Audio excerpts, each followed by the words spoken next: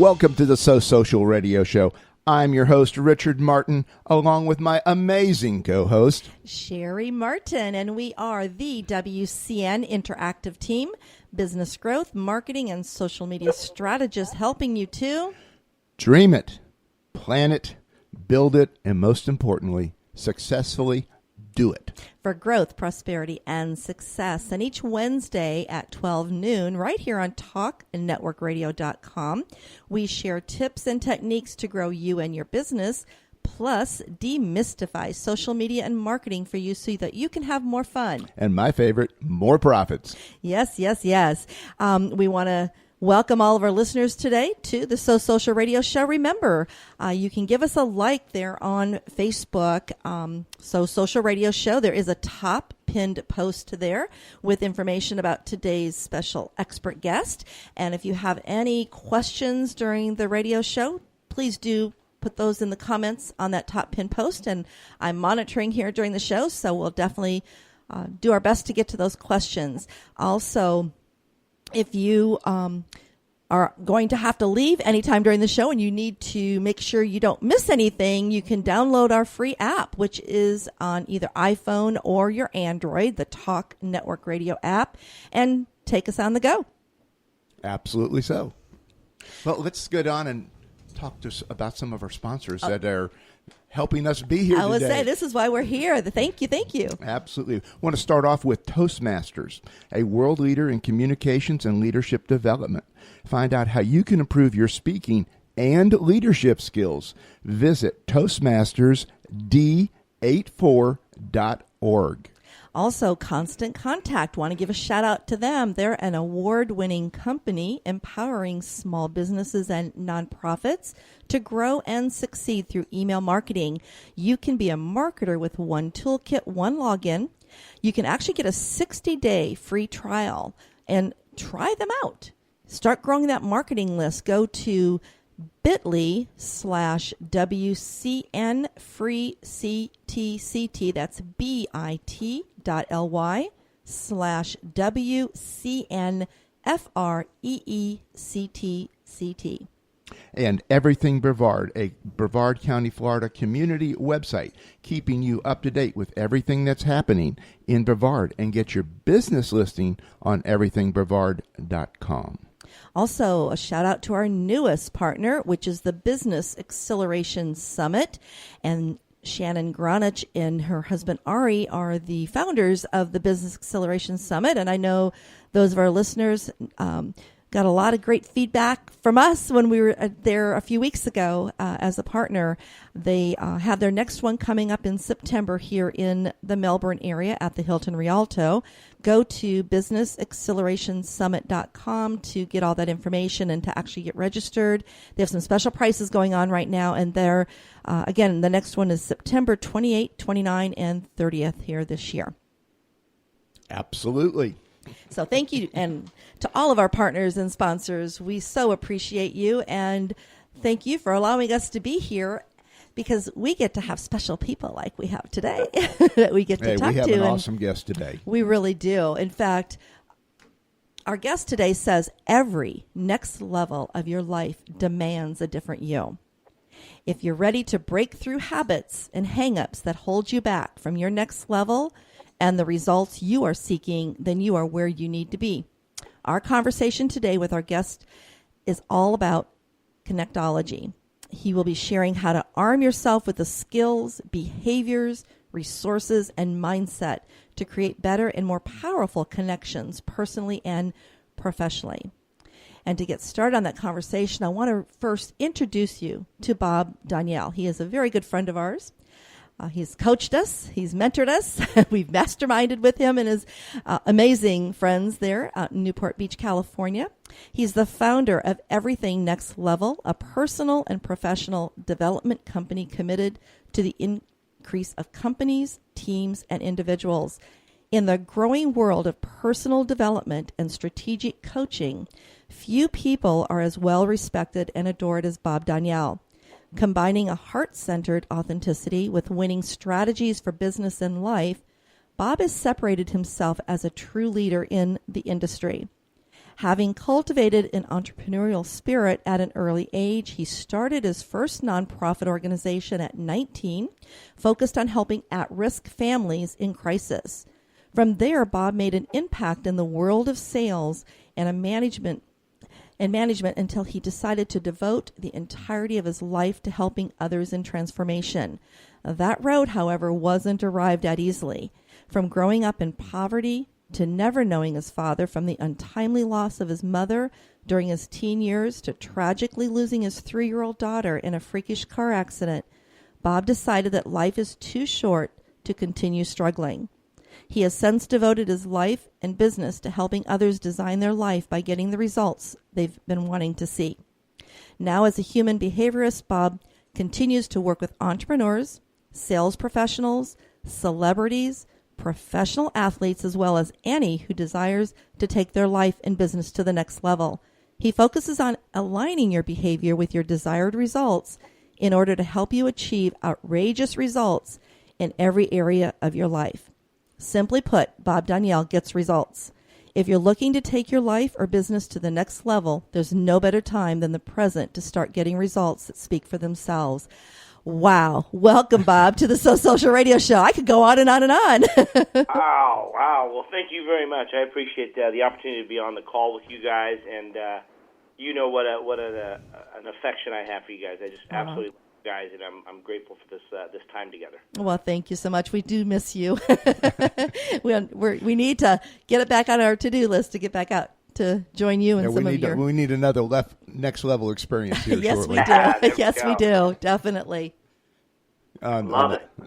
Absolutely love you too, and more importantly, what you do for people, and I just remember the first time we got together with you out there at your bungalow, I'm going to call it, on the beach there. It was just an amazing experience with the other people that were in the room with us, and how you got us all connecting so openly and so freely and so honestly and in such a non-threatening environment. I don't know how you do that, but I would certainly like to know. Well, thank you. I mean, one, it's a testament to the people in the room as well. I think that you guys fit really well into the type of people that I attract, and I'm attracted to. So I think one, it has to do with the people in the room, and then secondly, some of the things with Connectology that I teach that you guys have gone through that help facilitate that, or at least provide be a catalyst for that. Oh, you mentioned a word there, Connectology. What is Connectology? Yeah, Connectology is a process that I developed over many, many years. I mean, I was growing up, I moved around a lot. I went to 6 different high schools. I went to almost 20 different elementary and junior high schools, and in the course of that, I had to really develop a process by which I could create great rapport with the right people and disassociate with the wrong people, because walking into class always being the new kid, there was a lot of stigma with that, but there was also a lot of challenge with that. So I created this process that worked for me, and then I started thinking about it from a standpoint of how could it work for business owners, entrepreneurs, how could it work for salespeople, how could it work for just everyday people. So the Connectology course and the book and the one day and all that has really developed over and metamorphosed over many, many years, but it's always based on one thing. The tagline is networking's for amateurs, connecting's for professionals. Ooh, I love that. Oh, wow. That is awesome statement. Somebody write that down. Well, say that one more time so our listeners can get that down on their pen and paper there. Networking is for amateurs, connecting is for professionals. And the principle is this, that people are starving to be connected with. They're not starving for your business card or for you to vomit on them everything that you know. Well said. So Connectology's, created a one-day course. It's created a book. It's created a video series, and it's brought to people in different dimensions so that people can receive it however they want to use it. Mm-hmm. Now, was this developed from personal experience, or was this just something you worked on over a period of time and eventually evolved into the course, the book, and everything else that goes with it? Yeah, that's I've been using the principles basically my whole entire life. I fine-tuned them and brought them together, and I'm constantly educating myself about human behavior. So how do people like to be responded to, connected with, things like that. And so over the course of many years, it's evolved and just become one of the four pillar programs of Everything Next Level. And it is a very powerful experience. I can contest to that. I know myself, it really took me out of my comfort zone, and I've always felt that I was a very good connector, networker. However, some of the things that came up for me when we had to go out and meet people we didn't even know out in a public place, that was scary. Yeah, it's designed to break people free from where they think. And, I've had some of the highest ranking salespeople in the country go through the program, and who thought they were perfectly adept at meeting people and connecting with people, and only to find that where they were falling short. And so the nice thing is once you realize where you're falling short, you can do something about it. As long as you believe that you're not falling short, you probably won't do much about it. Mm-hmm. That's another one of your deep subjects there. If you don't realize that you're not, then you're not going to be. Mm-hmm. Well, right. One of the lessons that I took away from that, and I've used in my teachings now, is really understanding and experiencing what true connection is. I took that to a different level in social media, saying basically connecting is what gives you those possibilities. It provides those possibilities, but when you actually communicate, that's when you really open up your opportunities, and that's what I experienced from going through your Connectology program there. That's a mouthful too. So, but no, it's and we share that with so many of our clients and when we're teaching workshops, we always share just our experiences of, really stepping out of that comfort zone and understanding why it's so important to truly connect. Right. Absolutely.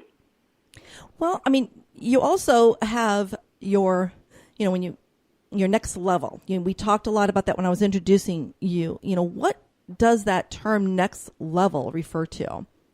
Well, I love that question because it's really it's a question that has to be answered by the person asking it. So for next level, everyone assumes it has to do with finances. What it really has to do with your next level of your health, the next level of your relationship, next level of your finances, your business, your spiritual connection, even your ability to contribute to the world at large. And one of the greatest things is when somebody says, "What's the next level?" I say, "I don't know. What is your next level? Tell me what your next level is."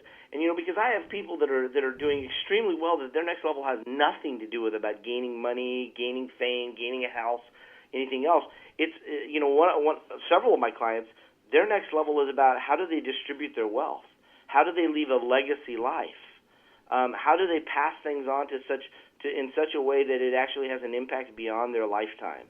And so it might be that for somebody, but for another person it might be just buying a house, or another person it might be starting a business and being in corporate America for 30 years and wanting to go out and start their own business. Another person it might be, hey, I went through a divorce 10 years ago and I just never been ready to date, and maybe it's that they just need to get back out there. So whatever their next level is, Everything Next Level is committed to providing the resources and tools and strategies to help them do that. Companies, teams, and individuals to get to their next level personally and professionally.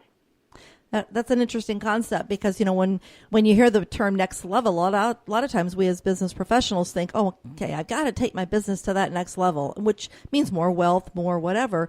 But when you put it in that, how you just described it, it could even be somebody that just hasn't been able to get out of bed because they've been in grieving or something, and they just want to get to that next level to pull themselves out of bed and go visit with somebody or talk to somebody. So it's all different.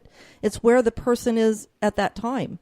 Yes, absolutely. Wow. Well, That's all. That to me is just amazing, because I know myself, we tend to, I mean, just from when I was coaching with you and other coaches, I got to always focus on those income generating activities to get. No, not income generating. No, it's right. Wealth generating activities. Richard's new. Yeah, he's been coaching me on that. Stop saying income, because I start focusing on that and the money and all that. So wealth, yes, definitely, because wealth is kind of like with the level up.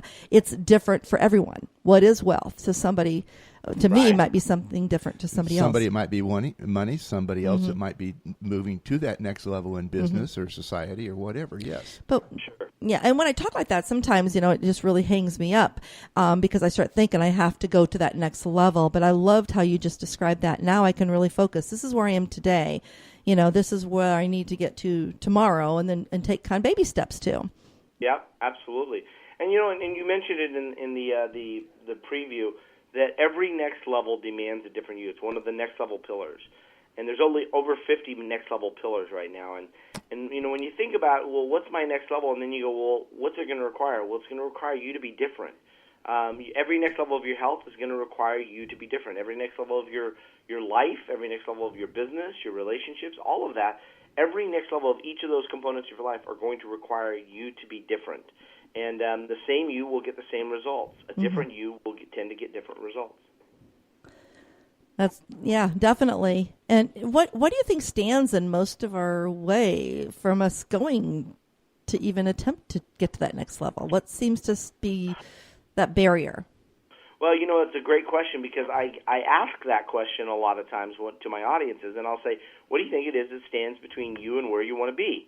And they always come back with the two things. One, procrastination, laziness, procrastination. Or two, they come back with fear. I had a psychiatrist who had just finished his residency. He was just doing psychiatry, and he's like, yes. And I said, so what do you think? And he goes, fear. And I said, really? He said, yeah. I said, so if somebody's truly fearful of something, like what? And he said, well, like speaking on stage, or like, starting their business, or developing that new relationship. I said, okay, so that's the problem? And he said, yeah. And I said, well, I hate to tell you, but you spent a lot of money getting your education for a lot of nothing. and I said, I say that with respect. You have a PhD, I don't. I said, but I'll just tell you this, that the problem isn't fear, because here's the thing: is fear and procrastination will always take a back seat to a greater sense of urgency. And he said, explain. And I said, well, if somebody doesn't want to start a business, but if they're told that if they don't start a business in the next 30 days, and I mean cross the dots and cross the T's, dot the I's, start the business in the next 30 days, a loved one will die. What do you think they'll start the business? They will. I said, what happened to fear? What happened to procrastination? What happened to laziness? I said, the problem is we soften everything. We romanticize everything. Well, it'll be okay. Well, I can start it next month. Well, I can get out of bed tomorrow and go to the gym. We romanticize everything to the point where we take so little action that nothing gets done.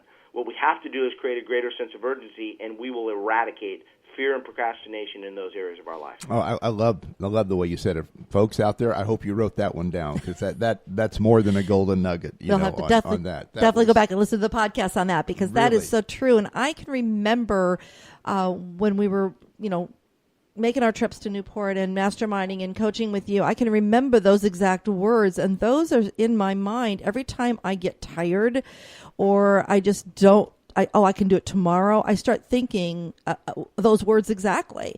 Another thing I think is if I knew my child was going to die at the end of the month, if I did not have $10,000 in the bank to save him, what would I do? I would definitely find a way to get that $10,000. It's that why, I think, is it the why has to be greater than the fear. Yeah, absolutely. And I think, Tony Robbins talks about resources and resourcefulness, and I think it's a great statement. He makes a statement that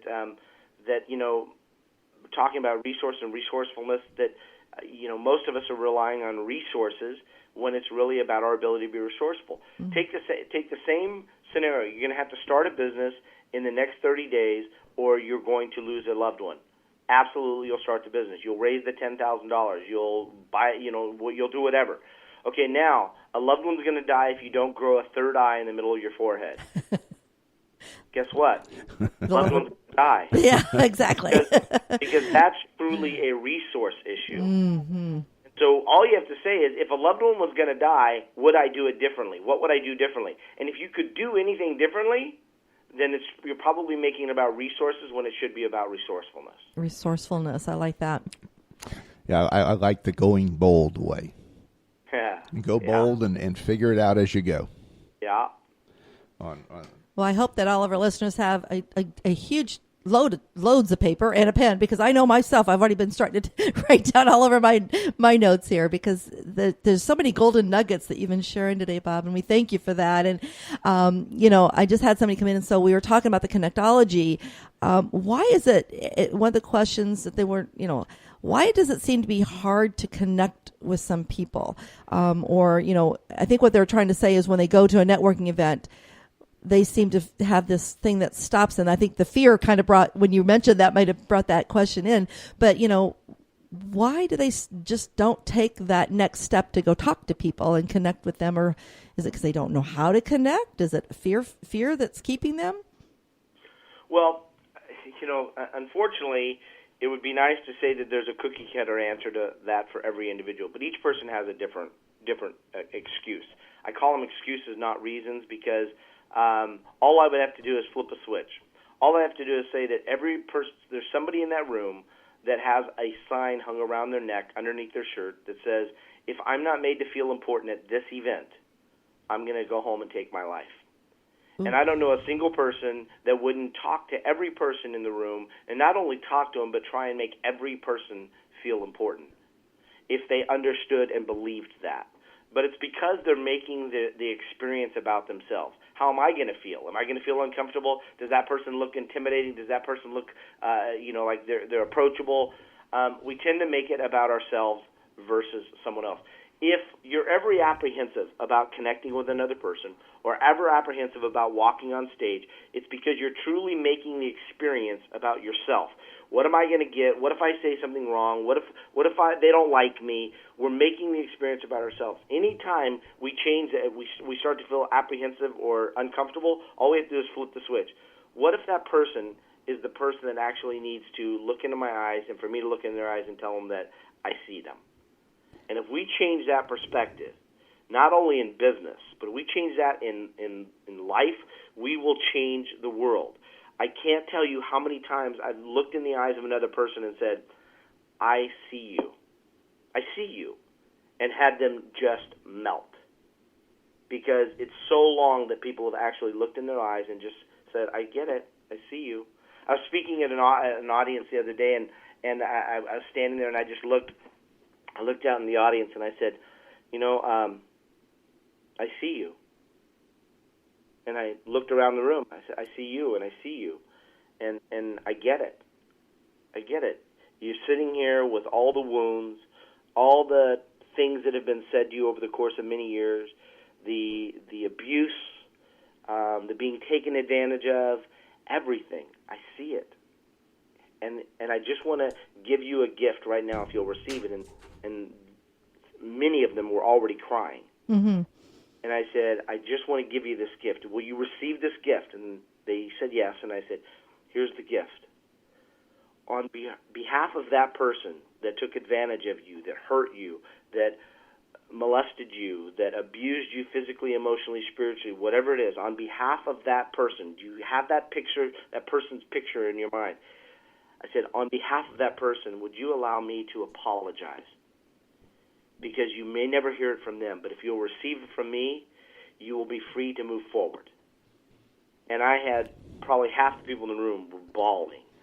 And it was a great experience, and a lot of times that's what really people are missing. They're just looking for somebody that actually sees them as a human being, not as somebody that's going to buy their program, somebody that's going to, invest in their company, do business with them. They're looking for connection. I say this all the time. People are starving to death for connection. They are craving it and starving to death. I've never met a person starving to death because they don't know about your business or because they don't know about your business card or because they don't know your story. That is so powerful and heavy that we just said, because I felt it myself, knowing that we have been the recipient of it, being in an audience when we first met you and felt that connection that you had with the audience, both the first time we met you and then when we had you come and speak at one of our programs here. I mean, I know how you touch the audience and that you are there for them. You're not there for you. And I've always felt that every time we've talked or met in person. Thank you. So I got all these goosies right now, and I actually almost felt like crying myself right now. It's just that was so special because we do tend to get in our own way, and it keeps us from bringing joy to others. I mean, I think I learned this from you, that if you could just smile at someone when you meet somebody for the first time and just smile at them, that person may have had not such a good day. They may be at that point that they're just ready to end it all. But if you smiled at them and that made them just feel good, it could have changed their direction. Yeah, agreed. Absolutely.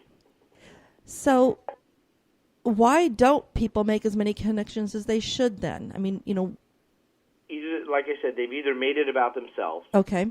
So that stops them because they're like, well, I don't feel comfortable. I don't identify with that person. I don't want to say something stupid. I don't think that person's going to like me. So it's all about them. Mm-hmm. And what's that? I say most of us go up and ask people, so what do you do? One of the connectology pillars, as you know, one of the pillars is that the quality of your connections will always be determined by the quality of questions you ask. Stop asking the wrong question. The wrong question is, what do you do? That tells you nothing about them and only about what they do. Learn to ask better questions. So in Connectology, we put people through the paces of how do you develop better questions. But also, how do you ask better questions is determined by what's your outcome. So I have a criteria for what I want in a client, what I want in a strategic partner, and what I want in a friend. Those three things are the most primary things for me in my life. So if I look at that criteria, I have 6 criteria, and these are all non-negotiables. They're not negotiable.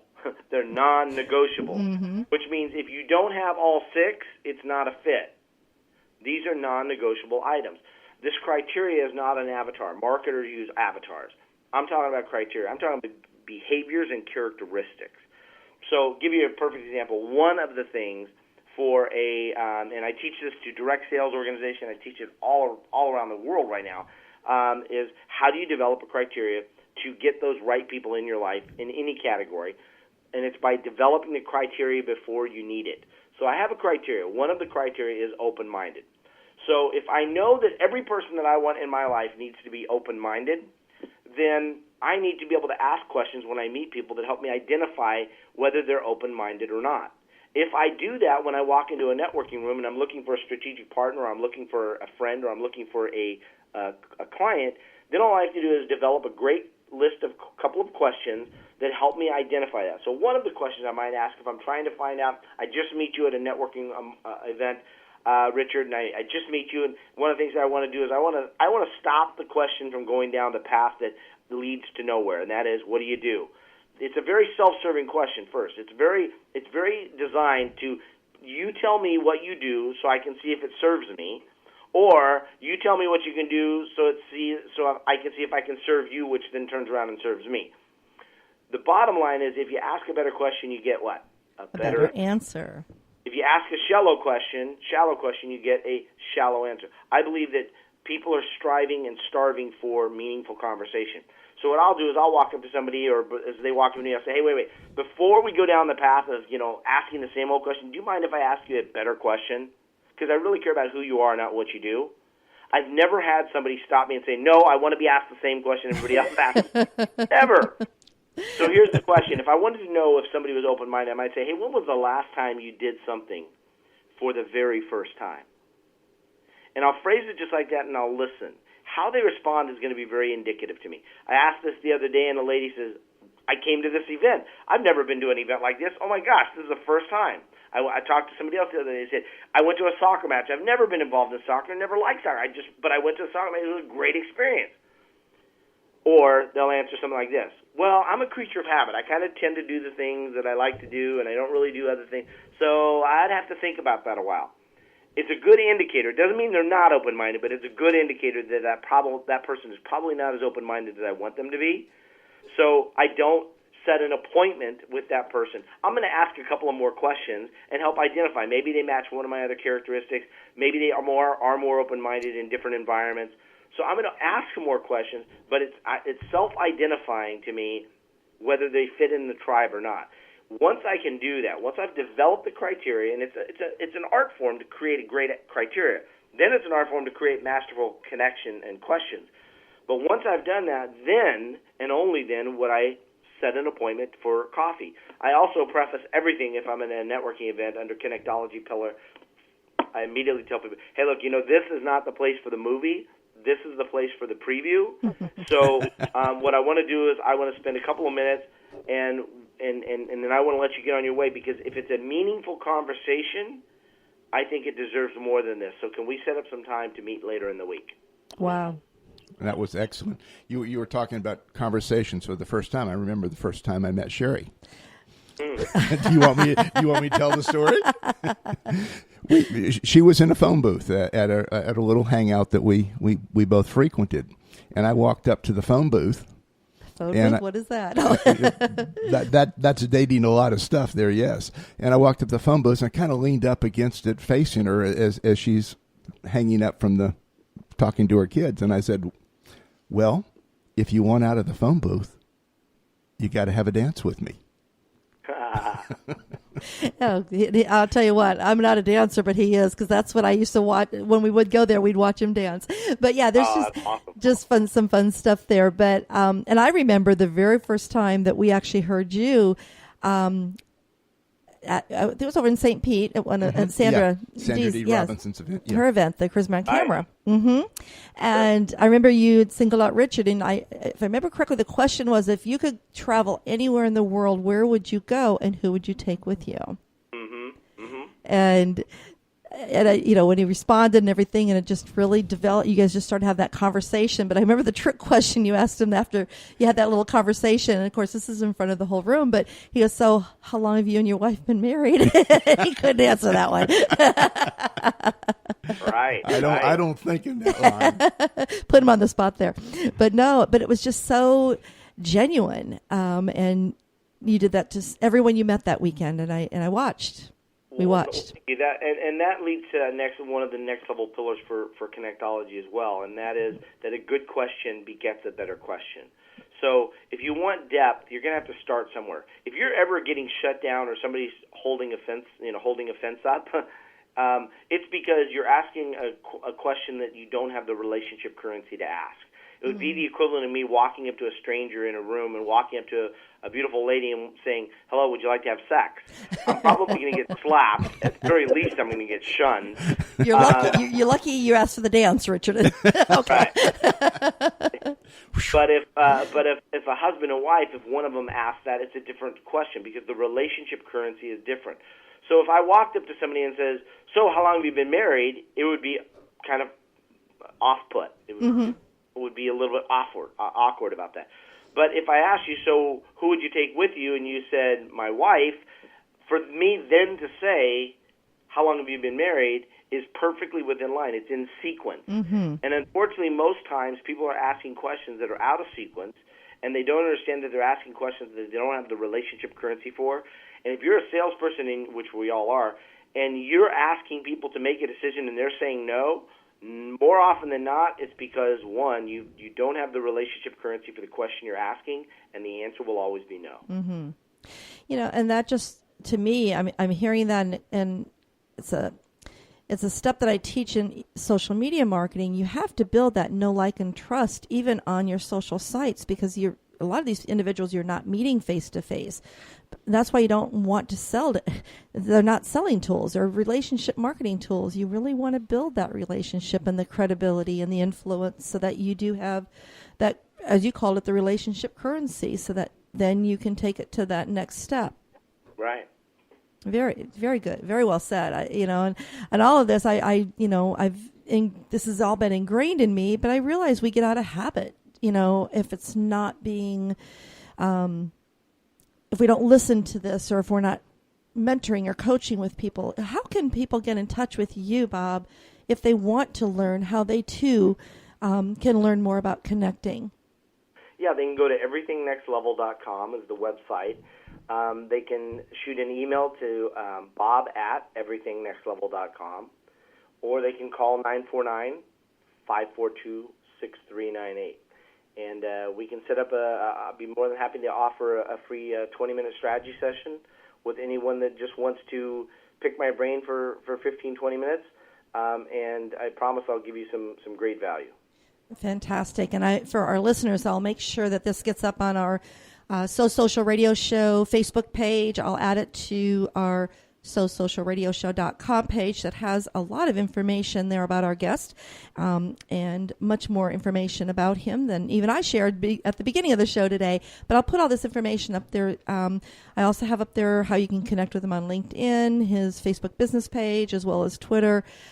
Definitely have a conversation with Bob. He hangs with the right people.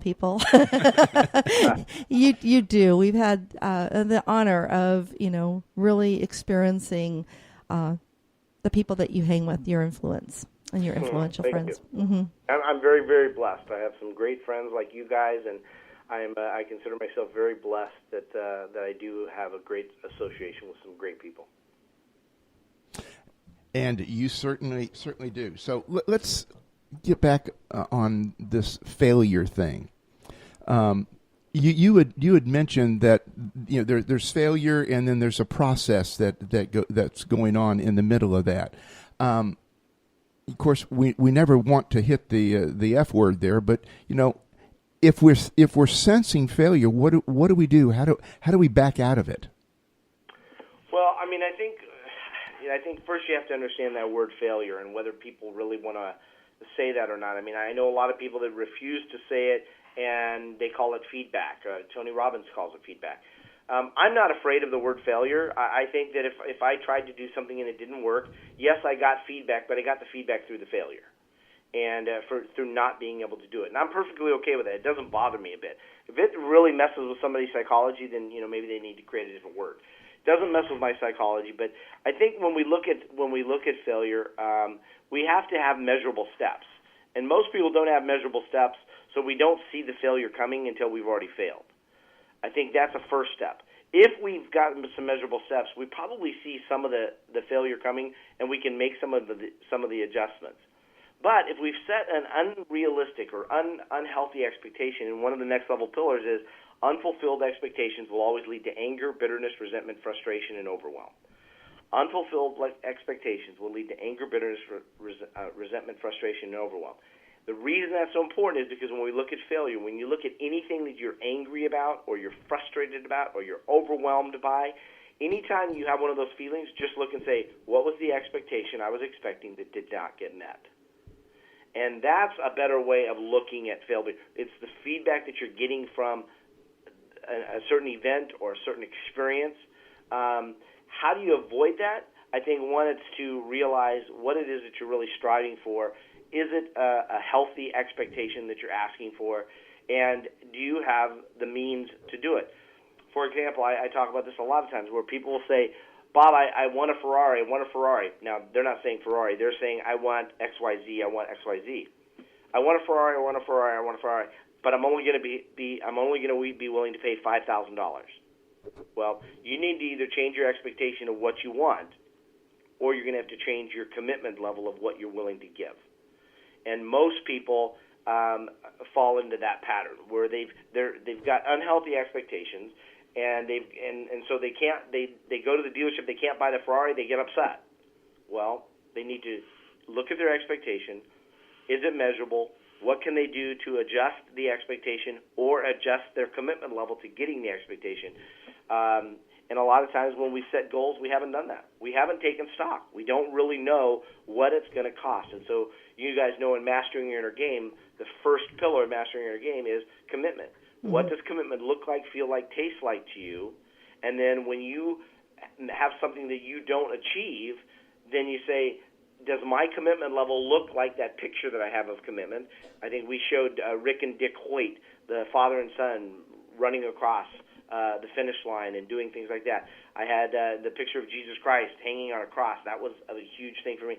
If my level of commitment does not match that, then chances are I'm probably not going to be able to expect the kind of results that I'm asking for. So I need to change my level of expectation or my level of input.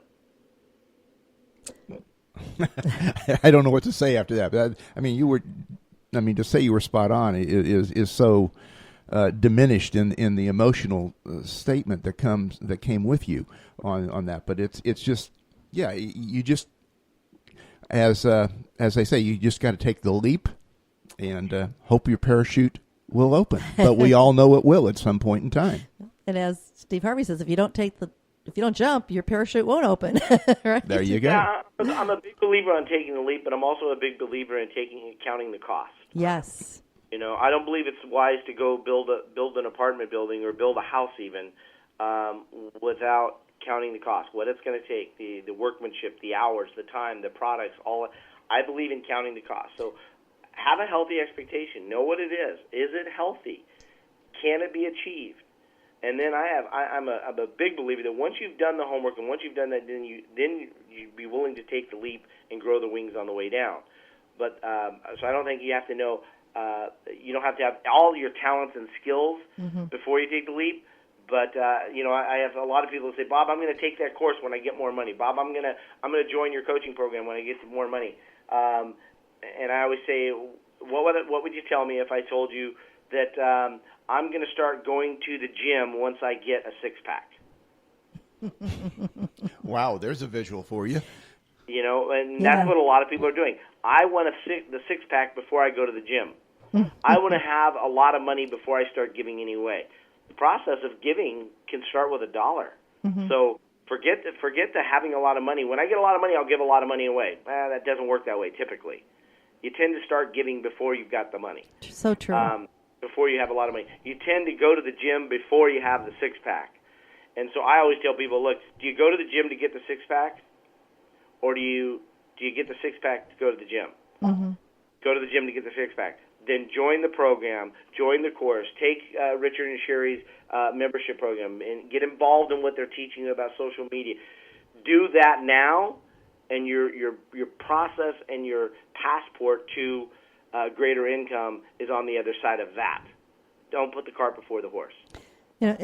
That's so well said, because it is taking action, and I know that we have taken action, and it has taken me more so than Richard. Richard is a bigger risk taker. I really do analyze everything. I think it comes from coming from a family of numbers, people that are in the number business, accounting. But I always realize taking action is what's going to help me move forward. If I don't take action and believe and trust, it isn't like taking every penny I have and go do it. But I know that through the years, had we not invested in the coaching experiences that we've had, again, with you and your program and, and the coach that I'm working with right now, and mentors. I'm now mentoring people because I've learned from some of the best people how to mentor, the importance of mentoring and giving and, and that type of thing. So I really, truly understand that philosophy, and that took a lot of growing up for me in my personally professional life, so that I could become better in my business. Sure. It hasn't always been easy. In fact, not at all. Not easy. Definitely not easy. One of the I think this is also one of your pillars in the next level program, is that whatever becomes acceptable becomes inevitable. Yeah, the law of acceptability. It's a law. It just works that way. Whatever you make acceptable becomes inevitable, and most people don't even realize where they're making it acceptable. Somebody will come to me about weight loss. Somebody will come to me about poor relationships. Somebody will come to me about business acumen, what's happening in their businesses. And I'll say, whatever becomes acceptable becomes inevitable. And they'll say, well, okay, it sounds good. What does that mean? I said, well, when did it become acceptable to be overweight? When did it become acceptable to have a bad business partner? When did it become acceptable to be in an abusive relationship? Whatever it is. And they always come back with the same question, the same answer. Never. It's never been acceptable. But here's the thing. There's always a moment of acceptability. For somebody who's gaining weight and losing weight, and they're not able to lose it, I would say the moment of acceptability, think back to the moment that you put some pants on that were a little tight, and did you wear them anyways, or did you take them off, put them away, and you reach for a looser pair of pants? Most people reach for the looser pair of pants. what that tells me is that was a moment of acceptability. Because the next day, they didn't walk in reaching for a tight pair of pants again. They reached in knowing that a pair of pants that they were going to try on was going to be loose-fitting because they didn't want to be uncomfortable. So they said, well, Bob, what am I supposed to do? Wear pants that are uncomfortable? I said, absolutely. The more uncomfortable, the better. Because what's going to happen is you're going to start feeling the pain of that all day long. You'll probably make different decisions. You'll probably walk a little bit further. You'll probably take the stairs instead of the elevator. You'll probably eat less at lunch. You'll start doing the things because you feel it immediately. If you have delayed feeling, you will probably, it's called LODI, law of diminishing intent. The distance between decision and action determines the likelihood it will ever occur. What we have to do is create an immediate response. And as soon as I start to feel uncomfortable in my weight, I'm going to start making decisions differently. So yes, wear the pants that are tighter. Yes, be welcoming to conflict with someone. Some of those things, but see, here's the killer. Here's the greatest part. Whatever becomes acceptable becomes inevitable both ways. Once I make it acceptable to be in a great relationship and receive nothing but love, it becomes inevitable. Once I make it acceptable to lose weight, there's a whole psychology behind that, and not for everybody, I'm just saying universally, but there's a psychology behind it. Once I make that acceptable, for someone to look at me in a certain way, for somebody to, for me to lose weight, once I make that acceptable, that now becomes inevitable too. So it works both ways. Whatever becomes acceptable becomes inevitable. That another golden nugget, and I will tell you, every time I put on my sweatpants, I think of you. This is not acceptable, and I actually do not have any sweatpants in my home any longer because of that. And I'm serious. That's number one. Excuse me. That's the number one pillar. I get quoted back to me the most. And it's also the one that I get complained about the most. People are like, that little Bob sitting on my shoulder going, whatever becomes acceptable becomes acceptable. When did this become acceptable? I get that all the time. It's hilarious. So true. But it also has helped me realize, because one of my biggest challenges has been releasing weight, and I'm on a different journey now, and it's happening. And it's because I have decided that what I was doing was no longer acceptable. So, I thank you for that lesson, because that was one of the greatest things that I took away from us working together. So, again, wow. I mean, well, again, we are getting down to just a couple minutes of the show, and I know you have another jumping from here to another phone call here, so we want to make sure that everyone knows how they can connect with you. So if you want to repeat again your website, your email, how they can connect, and your phone number, that'd be great. Awesome. EverythingNextLevel.com. EverythingNextLevel.com. Shoot an email to bob@EverythingNextLevel.com. And a phone number if you need to call in, you have any questions about any of the courses that we offer online. We offer them live and online. You can call in to 949-542-6398, 949-542-6398. And you can actually connect with Bob on his Facebook business page, LinkedIn, and Twitter at Bob Danielle. And that's Danielle is DONNELL. And again, all this is up on our socialradioshow.com page, and it will be on our Facebook page here this afternoon. And I know that so many of our listeners are going to want to go back and listen to this again. I know myself, I will. And so our podcast will be up later on this afternoon, and we'll just go to talknetworkradio.com and click on Social Radio Show, and the podcast will be available there on Spreaker for you to take a listen to. I guess before we're getting down that last minute, is there any last tip that you want to share? Maybe about 30 seconds. Okay. First, I want to offer anyone who's listening to this, I want to give them a 20 to 30-minute strategy session. So go to everythingnextlevel.com/appointments, and you can schedule a free session right there. I'll give you that time. Probably the biggest tip I have is that you have to really understand the principle of you must change. If you don't change, not much else will. And I know it's a very simple, I know it's a cliche, I know a lot of people say it, but unfortunately a lot of people are trying to get around that because they want to take another course on learning time management or how to use this or how to do that. And the bottom line is if they don't change, nothing else will. And so my focus is always on aligning your behavior with your desired result is the hands-down winner. And that's the big thing, change. Change is something that's inevitable. We must accept it. Well, Bob, thank you from the bottom of my heart. Absolutely. We so much appreciate you sharing your insights, your wisdom, and your knowledge with the people on the So Social radio show. Again, we appreciate you so much. And what can I say? Hopefully we'll get together again soon. Awesome. I love you guys. Thank you so much for all the good work that you do in helping entrepreneurs and people achieve better lives. So thank you. Again, thank you. And thank you to our listeners for tuning in today and meeting our special friend, Bob Danielle. So make sure you tune in next Wednesday at 12 noon Eastern Time here at talknetworkradio.com to the So Social Radio Show and make it a great social week.